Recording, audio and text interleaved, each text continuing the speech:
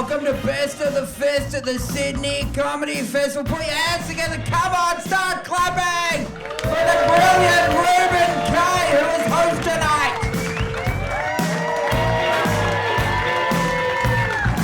Hello, Sydney. Look at all of you beautiful people. And you. Welcome. Just move this so I don't get fat shamed by a microphone stand. Lovely. Yep. This is what's happening. I think I might be too gay for this room. I think I did. I'm so gay when I was conceived I swallowed. And I don't know if that's this level of thing. Is it? You're all snooze well. I'm your host, so get used to it. No one believes your balls are that big. Close up shop. And it's going to be a fun time. Yes, I am extraordinarily beautiful, but I'm also sensitive and damaged.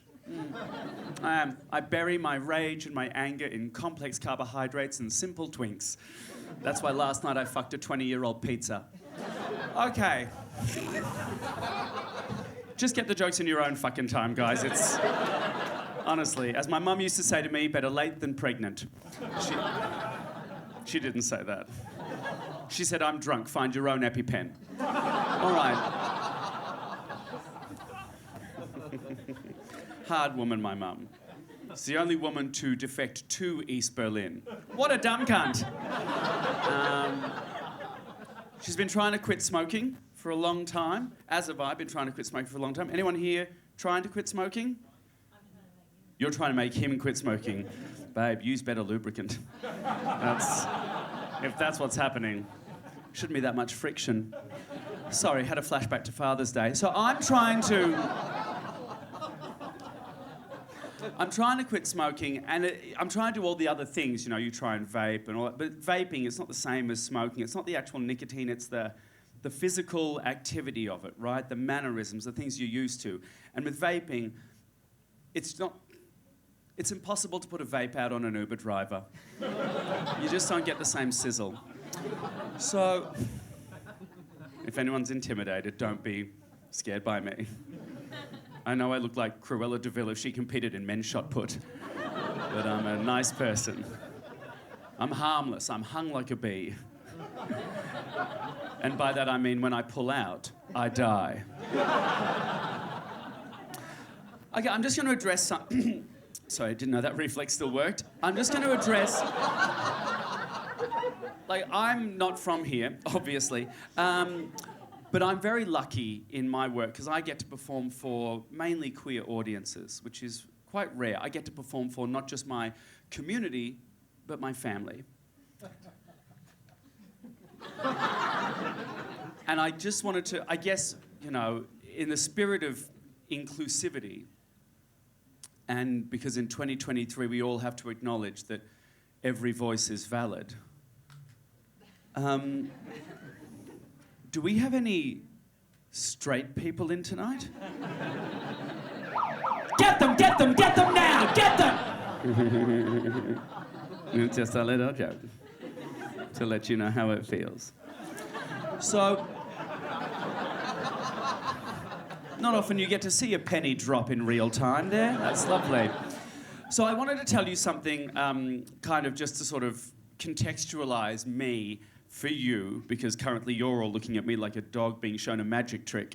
And I thought I would tell a little factoid about myself to give you some parameters. And that is, my grandmother tried to breastfeed me until I was about 8 years old. Yeah, I don't think that needs any more explanation. That's just that. So I come from a sort of a Polish-Russian Jewish family, right? And I only had one grandmother left. Guess why? And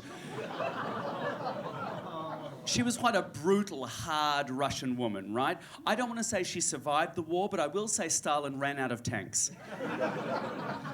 And I'll give you an example of how hard a woman she was. We had an aunt called Ruth, who nobody liked, because Ruth was unlikable. And we would go to Ruth's house for high holy days and have to eat Ruth's holiday cooking. And I don't want to say she was a bad cook, but Ruth had a way with an oven that was, quite frankly, culturally triggering. And we would have to play... Are you on a delay? Is this... You are laughing, just a few seconds. Catch up, all right? I know I'm moving quick, but I had a Panadol and a Barocca before this, and I don't know which one was anal, but something is fizzing. And I used to be quite hard on Ruth, right? And my mum used to say to me, you can't judge her too harshly. You can't judge your aunt too harshly. She went to Auschwitz, and that changes a person. She went on a day trip. No, she went proper. She went the right. She went the real way. I don't know how to phrase that. Just move on. Sorry, I might be having a stroke. If it's blood, it's a stroke. If it's clear, I'm just full. And has it been 10 minutes yet? Great. And my mum would say to me, don't judge Ruth too harshly. She went to Auschwitz, and that changes a person. You know? And from the other room, my grandmother shouted out, Ruth was a bitch before she went to Auschwitz. So I would go to that's the kind of woman she was. So I would go to my grandmother, her name was Rosa, with a typical 9-year-old injury, right? Like a scraped knee, a grazed elbow, a bashed-in uvula. And after Pride, that thing looks like Macaulay Culkin at the end of My Girl, right? He can't see without his glasses. Just a niche reference for you, don't worry. I'm not a slut, I'm a people person. With my asshole. And I would go to my grandmother with that typical 8-year-old injury. And you get what you want from your grandmother. You want a bit of chocolate, you want a bit of affection, maybe an ice cream if she's in a generous mood. And instead, my grandmother Rosa would just pull aside the neck of her caftan and unfurl this foot long of a breast like a beagle's ear. She could have breastfed me from another room. And she would say, Reuben, you want Siske? And I would regard this sort of Caravaggio painting, this sort of pietà of tit. And I would just, one person with an arts degree gone to waste, good on you.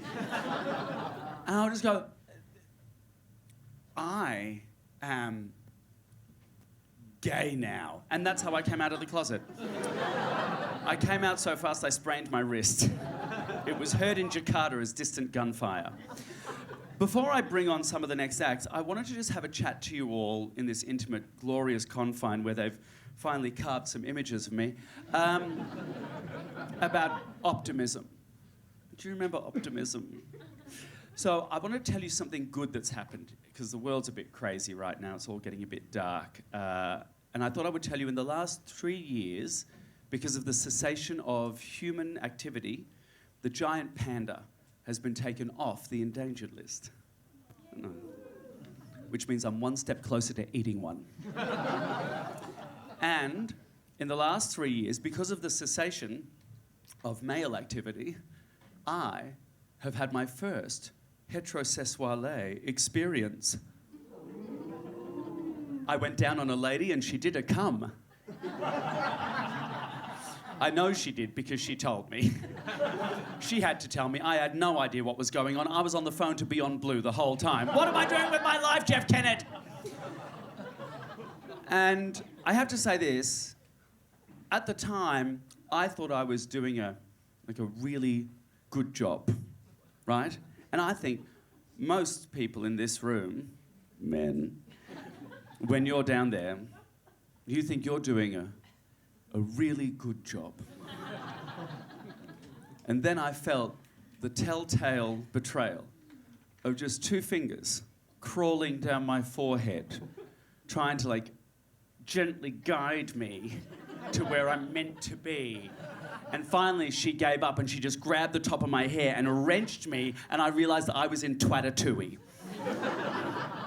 Which is a fun time. All right.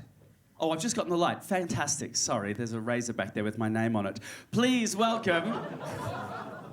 Are you ready for the first act? Yeah! I think you can do fucking better than that in this room. Are you ready for your first act? Yeah!